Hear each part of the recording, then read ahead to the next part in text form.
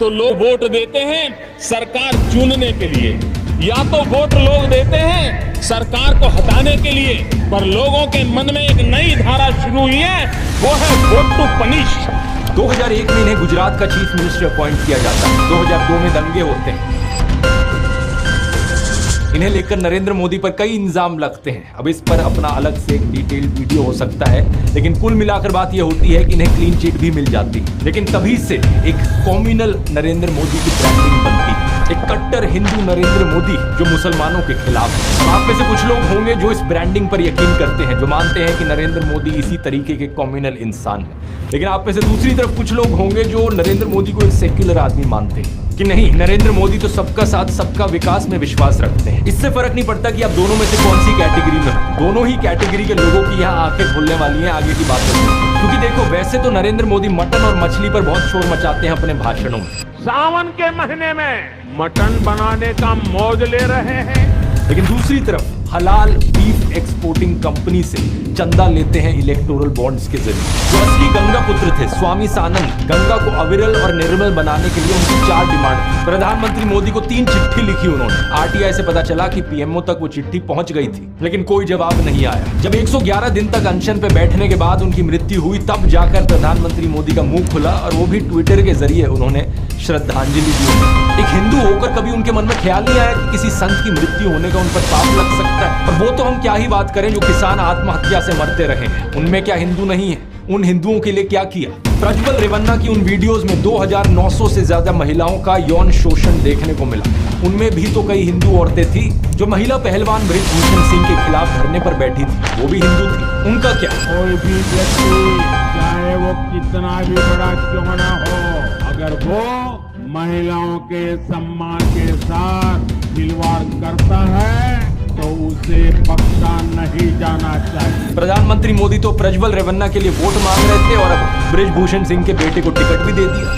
NDA के प्रज्वल रेवन्ना, इनके लिए आपका हर वोट मोदी को मजबूती देगा। अब कुछ हमारे देश में ब्रेन वॉश लोगों का एक सेक्शन है जिन्हें इन चीजों से फर्क नहीं पड़ता। उन्हें नहीं फर्क पड़ता कि उनके घर की महिलाओं को सुरक्षा मिल रही है नहीं मिल रही, उनके बच्चों को शिक्षा मिल रही है नहीं मिल रही, रोजगार है नहीं है। उन्हें बस चाहिए कि मुसलमानों की ऐसी तैसी चीज। और इन्हीं लोगों को मनाने के लिए नरेंद्र मोदी के हिंदू मुसलमान वाले भाषण होते हैं। कभी मोदी कहते हैं कि कपड़े देखकर दंगाइयों को पहचाना जा सकता है। ये आग लगाने वाले कौन हैं, वो उनके कपड़ों से ही पता चल जाता है। कभी अमित शाह एक भाषण में मुसलमानों के खिलाफ डॉग व्हिस्टलिंग करते हैं। कहते हैं कि 2002 में उन्होंने दंगे की और नरेंद्र मोदी ने उन्हें सबक सिखाया। प्रधानमंत्री मोदी को इस सब की कोई हिचक नहीं है कि मैं प्रधानमंत्री हूं, मेरे पद की कोई गरिमा है, इस सब से कुछ फर्क नहीं पड़ता। खुल्लम खुल्ला कम्युनल बेशर्मी के साथ वो भाषण देते हैं। ये भाषण दिया था उन्होंने राजस्थान में, जहां मुसलमानों के खिलाफ नफरत फैलाकर वोट मिलने थे। इसका मतलब ये संपत्ति इकट्ठी करके किसको बांटेंगे? जिनके ज्यादा बच्चे हैं उनको बांटेंगे, घुसपैठियों को बांटेंगे। लेकिन कहानी में अब ट्विस्ट देखिए। बिहार में समीकरण कुछ और थे, तो वहां मोदी शांति दूत बन गए। ये बोलने लगे कि मैं देश को धर्म के नाम पर नहीं बंटने दूंगा। मैं जब तक जिंदा हूँ, मैं धर्म के आधार पर इस देश को बांटने नहीं दूंगा।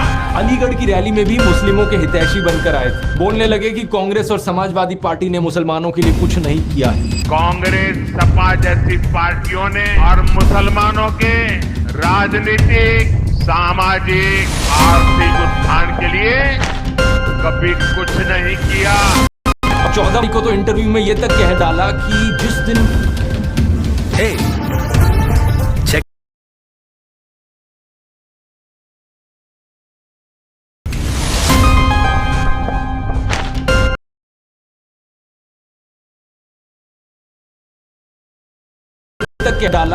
जिस दिन मैं हिंदू मुस्लिम करूंगा उस दिन मैं सार्वजनिक जीवन में रहने के योग्य नहीं रहूंगा। मैं जिस दिन हिंदू मुसलमान करूंगा। और 14 मई को तो इंटरव्यू में ये तक कह डाला कि जिस दिन मैं हिंदू मुस्लिम करूंगा उस दिन मैं सार्वजनिक जीवन में रहने के योग्य नहीं रहूंगा। मैं जिस दिन हिंदू मुसलमान करूंगा उस दिन मैं सार्वजनिक जीवन में रहने योग्य नहीं रहूंगा।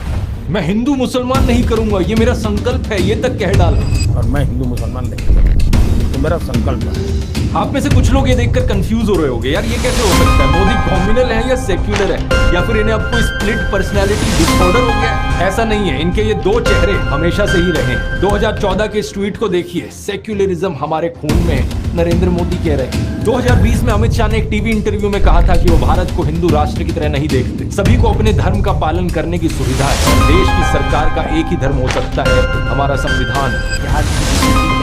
सरकार भारत को हिंदू राष्ट्र के तौर पे देखती है? जरा भी नहीं। हम संविधान को मानते हैं। इस देश में हर पंथ के लोगों को अपने पंथ का अनुपालना करने की संपूर्ण सुविधा है। पीएम मोदी इस्लाम और प्रॉफिट मोहम्मद की तारीफ में बोले हैं, कहा है कि अल्लाह के 99 नाम में से कोई भी हिंसा के लिए नहीं है। इस्लाम का संदेश है शांति, ऐसा इनका कहना था। सभी माइनॉरिटीज भारत का अटूट हिस्सा है। हमारे घर में ईद भी मनती थी। मेरे घर में ईद के दिन ईद का खाना नहीं पड़ता, सारे मुस्लिम परिवारों से मेरे यहाँ खाना आ जाता था। जब मुहर्रम निकलता तो हमारा कंपल्सरी होता था, तो उससे नीचे से निकलो, जैसे परिक्रमा करते हैं ना मंदिर में, ताजिए के नीचे से निकलो, हमें सिखाया जाता था। आप यहाँ पैटर्न ढूंढने की कोशिश करो दोस्तों, क्योंकि बात यहाँ सिर्फ हिंदू और मुसलमान की नहीं है। जहाँ सिखिज्म से फायदा हो वहाँ ये पगड़ी बांधकर गुरुद्वारे में दाल बनाते हुए और लंगर सर्व करते हुए दिखते हैं मोदी। अभी कुछ दिन बाद पंजाब में भी तो चुनाव होने हैं। पत्रकार साक्षी जोशी ने इनके पुराने नाते वाले बयानों का एक बड़ा अच्छा कंपाइलेशन बनाया था। नरेंद्र मोदी ने एक बार कहा था भगवान बुद्ध के साथ इनका सुखद संबंध है। भगवान बुद्ध के साथ मेरा एक और संबंध भी है, जिसमें अद्भुत संयोग भी है और जो बहुत सुखद भी है। और एक बार इन्होंने कहा बोहरा मुसलमानों के साथ इनका पुराना रिश्ता है। साथियों, बोहरा समाज के साथ मेरा भी रिश्ता बहुत पुराना। इतना ही नहीं, ईसाइयों के साथ भी इनका बहुत पुराना और आत्मीय नाता है। क्रिश्चियन कम्युनिटी के साथ तो मेरा संबंध कोई नया नहीं है, बहुत पुराना बड़ा आत्मीय नाता रहा है। एक बार इन्होंने कहा कि जीवन का एक महत्वपूर्ण कालखंड इन्होंने आदिवासियों के बीच बिताया है। जीवन का एक महत्वपूर्ण कालखंड मैंने आदिवासियों के बीच में बिताया है। तो एक बार कहा बलिया के साथ भावुक रिश्ता है इनका। बलिया से मेरा एक भावुक रिश्ता। पंजाब के साथ भी इनका विशेष नाता रहा है और चीन के साथ भी इनका विशेष नाता रहा है। पंजाब के साथ मेरा विशेष नाता रहा। चीन के साथ मेरा निजी रूप से भी एक विशेष नाता है। फ्रांस के साथ भी इनका पुराना नाता रहा है और यदुवंश के साथ भी इनका रिश्ता नाता है। मेरा खुद का व्यक्तिगत रूप से फ्रांस के प्रति लगाव बहुत पुराना रहा है। अरे यदुवंश के साथ तो हमारा रिश्ता है, हमारा नाता है। बंगाल से नाता जोड़ने के लिए इन्होंने कहा कि बचपन में ये कोलकाता की मेट्रो देखने आए थे। मैं बचपन में जब पहली बार कोलकाता आया तो एक आकर्षण था, जरा मैं मेट्रो देखूं। प्रॉब्लम बस ये है कि कोलकाता मेट्रो 1984 में शुरू हुई थी जब ये 34 साल के थे। अब बताओ दोस्तों, 34 साल का कोई बच्चा देखा है आपने कभी? अपने भाषणों में नाता जोड़ने के लिए ये तक कहने लगे कि मैं अगला जन्म बंगाल में लूंगा। अगले जन्म में बंगाल की किसी मां के गोद से पैदा होने वाला।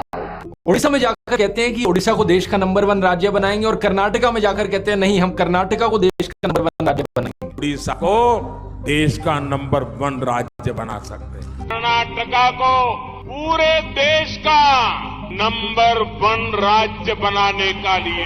बात समझ रहे हो ना दोस्तों? वोट पाने के लिए जहां जो बोलना पड़े वो बोला जाता है। हर एक राज्य में एक इमोशनल कनेक्ट बनाने के लिए वहां के लोगों के साथ एक नाता निकल कर आ जाता है। पूरे देश में यही स्ट्रैटेजी चलाई जाती है। उत्तर प्रदेश में बीजेपी गौ माता के नाम पर लोगों को इमोशनल करती है। ये कहते हैं कि गौ हत्या को रुकवाना है तो हमें वोट करो। केरला में जाकर इसका उल्टा कहते हैं, अगर क्वालिटी बीफ चाहिए आपको तो हमें वोट करो। जब गोवा की बात हुई तो 2015 में अमित शाह ने खुद कहा था कि इनका देश भर में बीफ बैन करने का कोई प्लान नहीं है। जनता के लिए अच्छे काम करना ये भी एक तरीका है सत्ता हासिल करने का, लेकिन इतनी मेहनत कौन करे? काम के नाम पर या तो लोगों को सपने दिखाए जाते हैं या फिर नौटंकियां करी जाती हैं। गुजरात मॉडल, अच्छे दिन, गंगा नदी की सफाई, 100 स्मार्ट सिटीज, काला धन वापस लाओ, ये कुछ ऐसे सपने थे इनकी एक्सपायरी डेट रीच हो चुकी। डिमोनेटाइजेशन को देखो, 2016 में अमित शाह ने कहा कि काले धन के खिलाफ सर्जिकल स्ट्राइक है। अगर ऐसा है तो नोटबंदी के नाम पे वोट क्यों नहीं मांगते लोगों से? 3 फार्म लॉज को याद करो। प्रधानमंत्री मोदी ने कहा था कि ये ऐतिहासिक चीज है किसानों के लिए,